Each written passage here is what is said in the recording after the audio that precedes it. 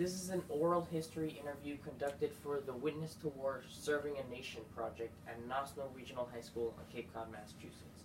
For the sake of this interview, please state your full name and community in which you now reside. My name's Linda Carol Cipro, and I live in South Yarmouth, Massachusetts. Thank you.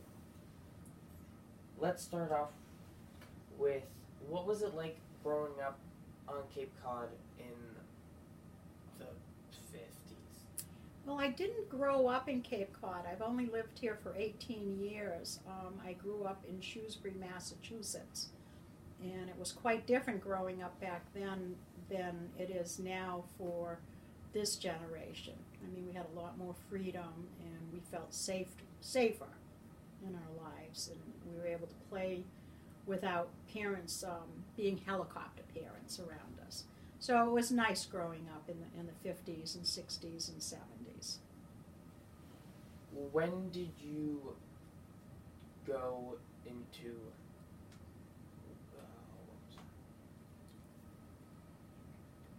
what was your childhood like? My childhood was pretty good.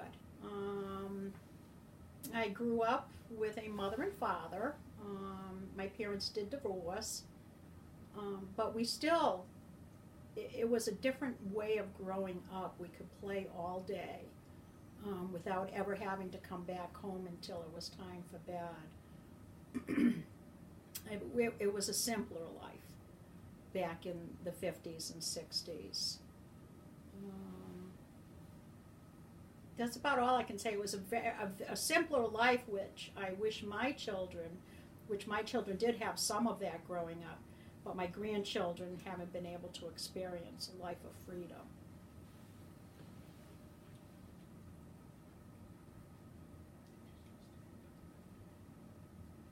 When did you start thinking about going into the military? I didn't start thinking about it until I graduated. I graduated in 1973 from Shrewsbury High School. And I wasn't college material. I had taken all business courses, and I just didn't know what to do once I got out of high school.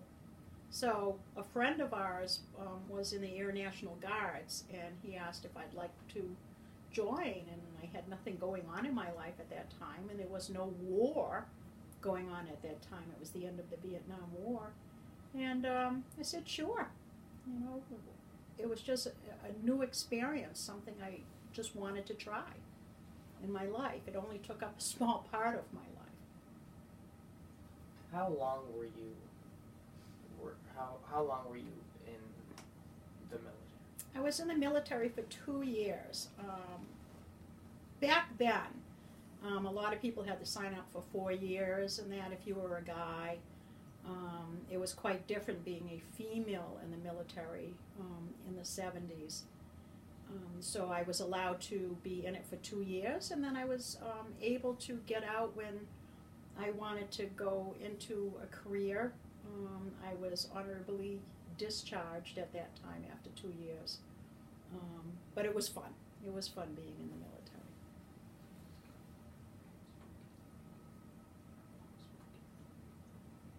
What was boot camp like for the military? Boot camp was kind of tough. I came from a childhood and being a teenager where I loved a messy room. I did what my parents asked me to do, but now I had somebody telling me when I could get up, go to bed, what I was going to eat, how I was going to dress, and even how I was going to hang my clothes. And that was a hard reality adjustment going into the service. And in the beginning, I was kind of homesick. And then it just became fun. It became a game. It became a challenge, trying to, do everyday military things. But it was fun. I enjoyed basic training.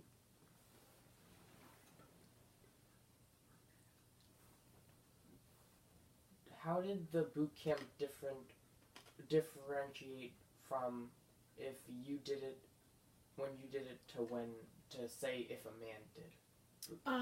Boot camp back then, women weren't allowed to carry weapons.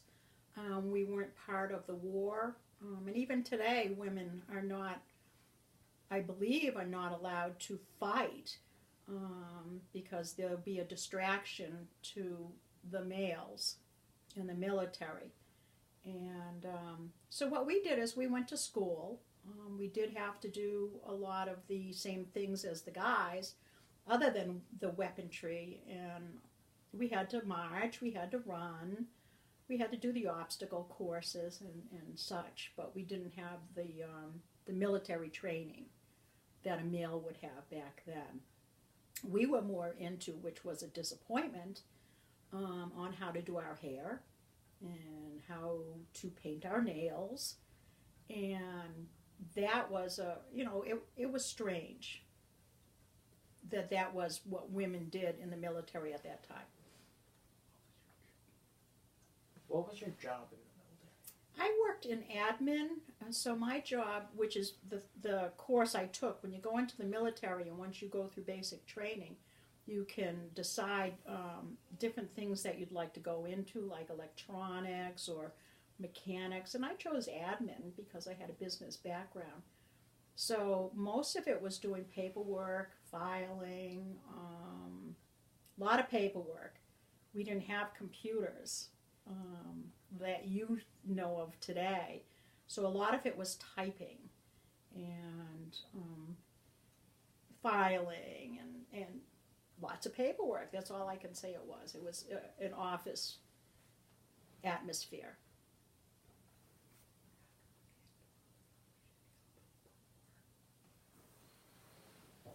After you were honorably discharged, how did you feel about the war? Well, any war, I feel bad for the countries that we're in. I also, at the time in Vietnam, felt terrible about the way the men coming back from Vietnam were treated. It was a senseless war. We shouldn't have been there, and that was what a lot of people thought, is that we shouldn't have been fighting that battle. So when the men came back, a lot of them were ostracized. They weren't greeted as warmly as a today military person would be greeted coming off of a plane or riding down the street, in a, I don't know what you call it, a convoy or in parades or anything like that. Most of the men came back and they were forgotten. They had a lot of issues that weren't addressed. Agent Orange was one of them. But I had a lot of good friends who committed suicide and just were never able to adjust to coming back into the real life out of the war. How did you adjust from coming back to the war? I adjusted when I got out of basic training. Well, after basic training, I went to school, because after basic training, you have to go to school, and that was in Biloxi, Mississippi, which was wonderful. I came back by throwing my clothes all over the place and just undoing everything that I had learned, the structure in the military. It was my little rebellion. But even today, I still have a lot of the things that I was taught and I learned in the military follow through in my life now, as far as my structure and the way I think and my attitude towards other people. I didn't come out of a war like other people did.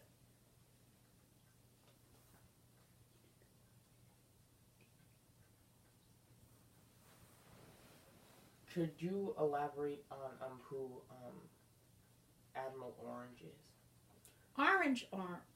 Agent Orange is a chemical that they would burn. The soldiers had it, and they would drop bombs with Agent Orange on the Vietnamese people, and it would just burn them, burn their flesh. It was a chemical that, unfortunately, a lot of our military men were exposed to. And when they came back, they didn't realize what could happen because it was something that hadn't been tested.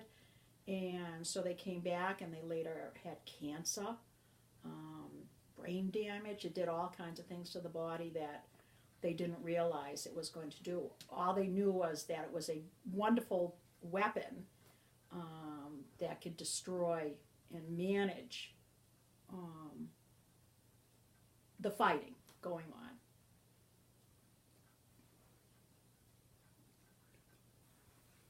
Were you happy to work in the war and serve?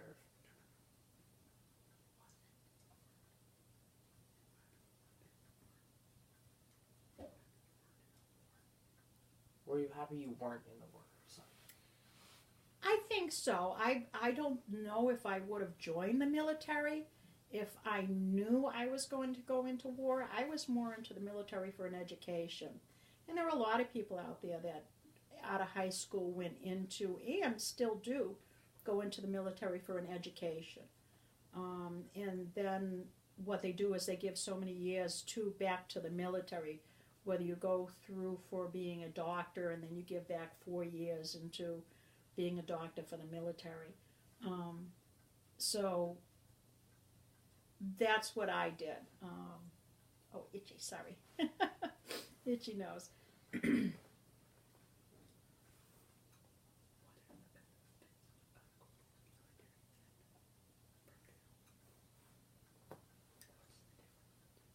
What, in your opinion, is the difference between going into the military back then to going into the military now? A lot of things are more high tech now compared to what they were back when. The computers, the technology from the computers, the weaponry is completely different than it was when I was in the service. A lot of things have changed, and then views of women being in the military have changed a bit too. I still don't think women can be in the war, but they are in the background as far as mechanics and flying the jets and stuff like that. I don't think they can go into a battle with a weapon.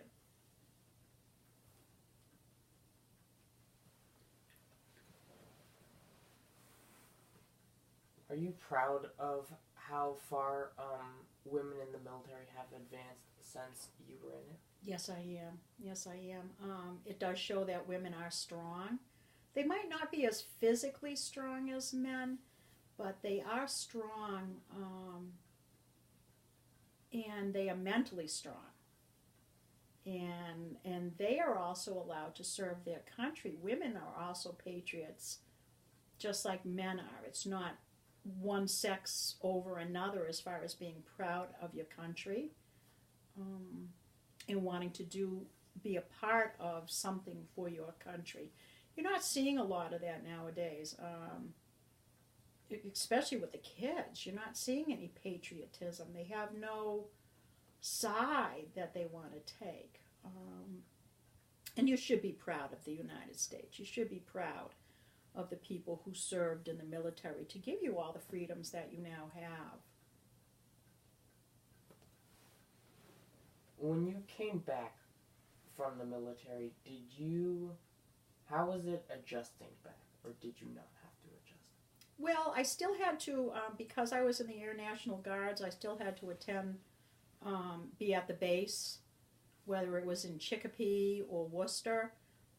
I still have to do my work, and it was mostly admin back then. So it's just like having a job. I had a regular job, but I also had my military job that I came back to, and you had to get in uniform and everything. I later became a recruiter after going through my admin education, and I went to the schools in the area at open houses, and I recruited people, young kids in high school, to join the military. So that was my job, coming out of school and out of basic training and out of the military, was to be a recruiter. How did you feel recruiting people? Well, it was a personal choice for the people. I had a hard time trying to manipulate people into joining the service. And that was my job, was to color it all in beautiful colors, to get these kids to join. Most of the time I just went with the point that you could get education, a free education, if you didn't have the money to go into college and stuff like that.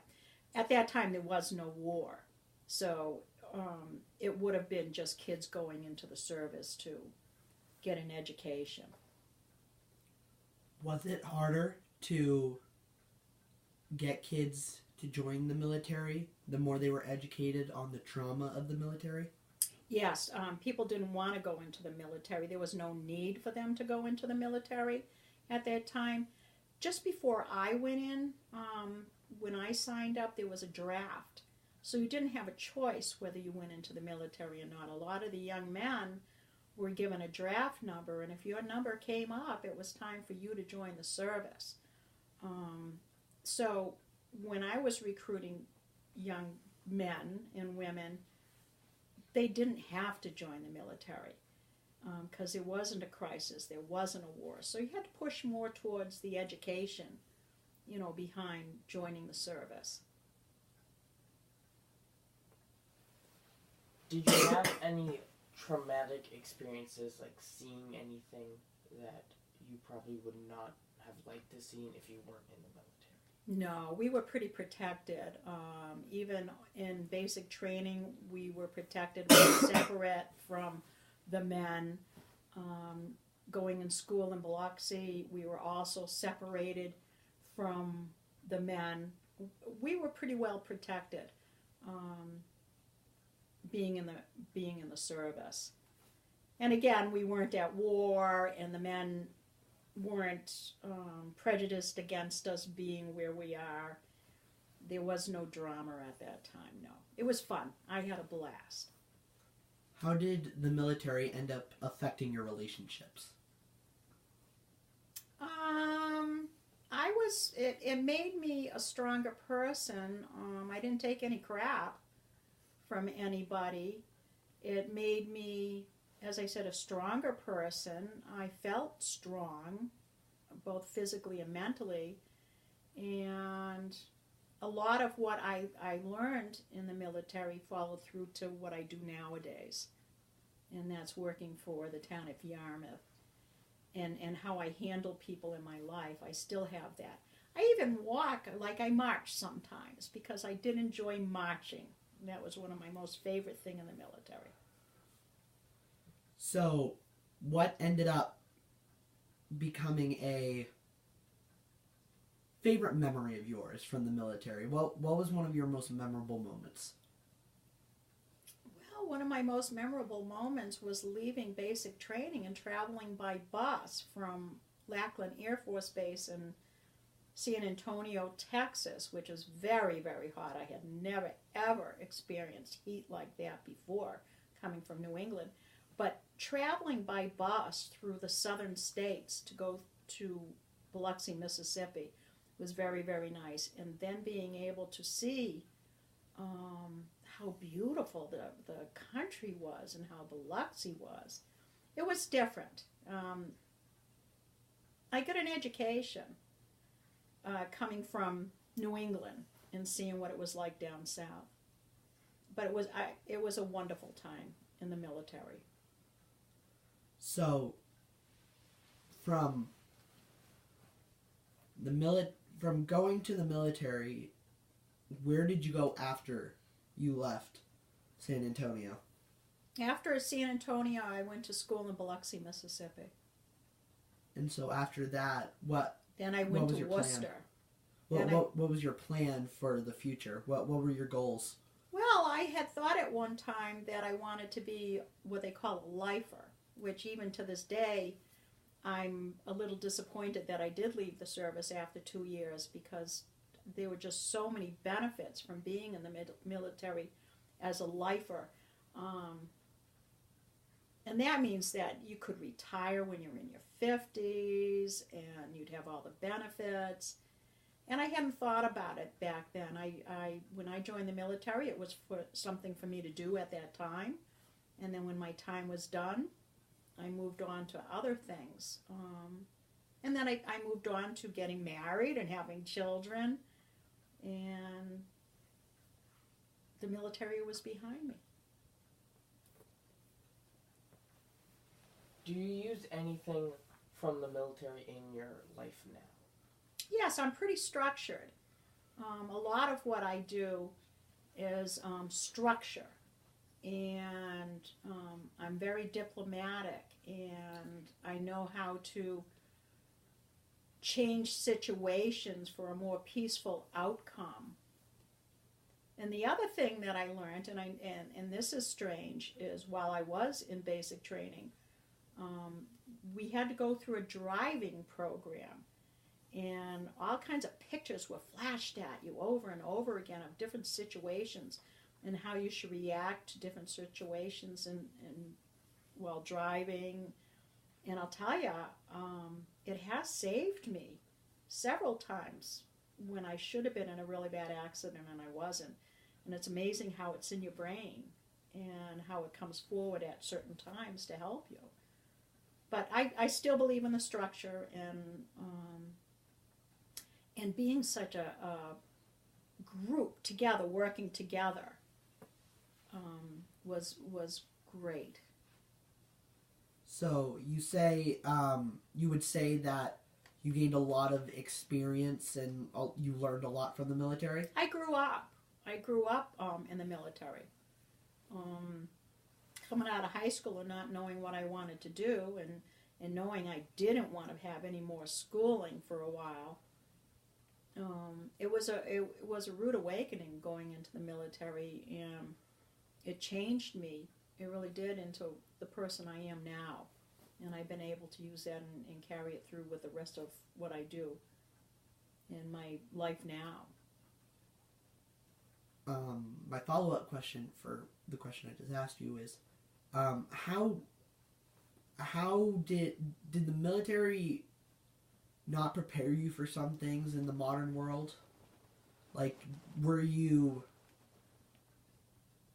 there some things that are happening in your life that the military had never prepared you for?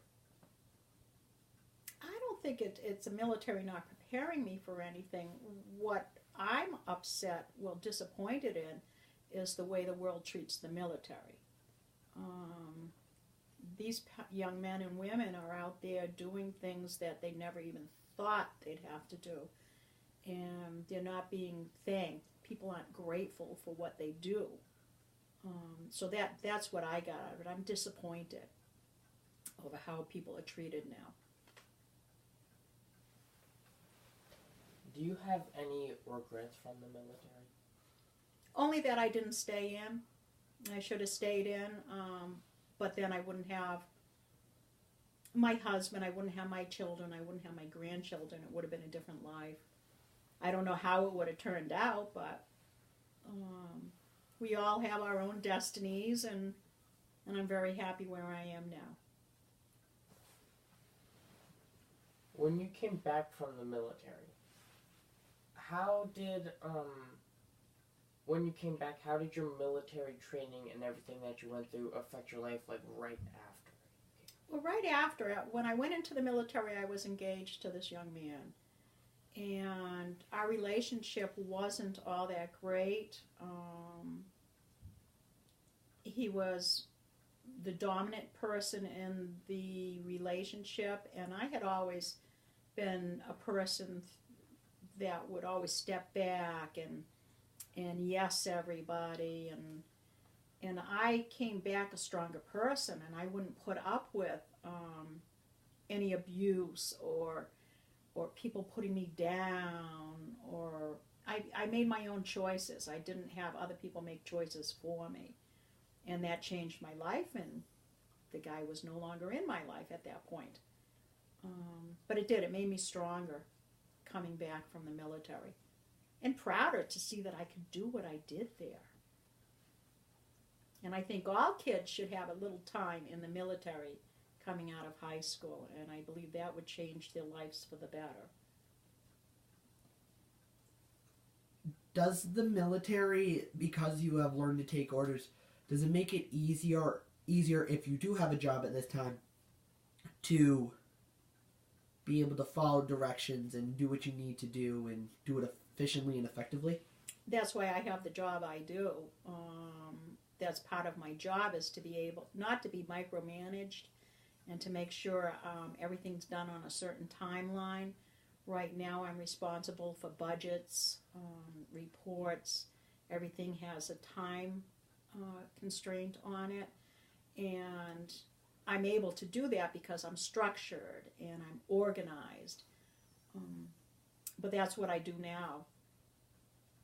How did your job as an admin change from, what is the difference between your job now and your job in the military? And how did that end up? How did that help you, and how did that hurt you? I don't think it's hurt me whatsoever. It's given me experience on what an office atmosphere was, and I've always been in a job that is office related. And I've always had a position where I'm over somebody. I'm a supervisor. I have people that work under me. Not that, I don't mean by working under me as being, somebody who isn't important, but I'm able to manage a department because of things I learned through the military and other jobs going through from admin up now. So, could you just explain to us, you said that you work at the town hall. Mm-hmm. You said that you work in with bills and money and that stuff. Can you just explain a little bit more about what you do, and like you said you work in a department? I work in a department. I have 6 men that work that I assist. It is my job to make sure they get paid.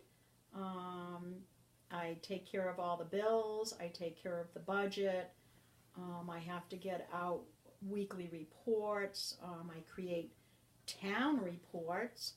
And this is all something that I've learned through the military and also through going through school for business. And it's followed through. Even when I came out of the military and I married, I then became a daycare provider for 13 years. And I was able to manage 6 children at a time without any turmoil because I had structure and calm. And that's something you learn in the military, is, not to blow up, and you manage your feelings, because you have to in case of an emergencies and stuff. But I've always managed things. I'm able to work under stress, and it's something I've learned to do, and I believe from the military. So you've been talking about how the military has improved your social skills and all that. I was wondering, how was your social skills before the military? I was just a kid. And I just wanted to have a good time. And at that point, I had to make a decision whether I was just going to, go from job to job, and then I had to make a decision that I wanted to do something good in my life, and that's when I joined the military. So if you could go through back to when you were a kid and do it all over again, would you be a lifer, or would you do a completely different career and see what else you could experience, or would you stay on that same path? Well, I wouldn't have stayed on the same path because who knows where that would have taken me. You can't say would I had gone on the same path. That's that's passed. But yes, if I could change it, I would have been a lifer in the military. And there is life after military also, so I could have used that to go on to a nice career afterwards. But yes, I would have joined the military whether I, when I get out of high school anyways. So, like you said, there is life after military. Mm-hmm. So I was wondering, how has the military, throughout the many years you have been out of the military, how has the military improved your life so far? And if it has, can you explain how? Well, I have explained. It has changed how I look at things, how I treat people, how I do my everyday things, how I get up in the morning, how I get things done. I don't procrastinate. I take charge. I do what I have to do. There are people who depend on me.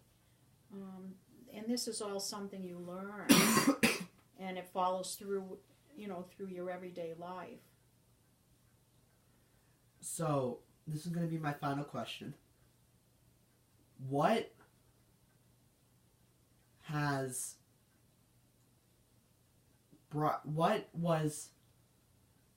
the biggest thing that would have Alright, hold on.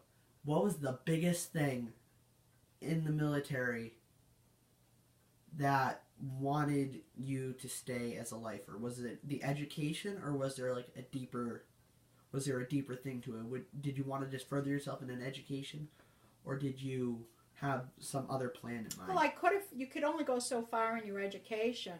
I could have gone into other fields, but I liked the people. I liked being part of a group of people who are proud to serve their country.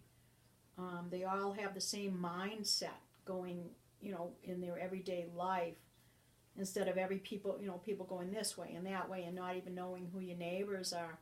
So it was more of a large family that you would grow up with. And I miss not having gone into the military for life. It was different back then. It wouldn't have been war. I would like to thank you so much for letting us interview you. This has been the Witness to War project, and we are out.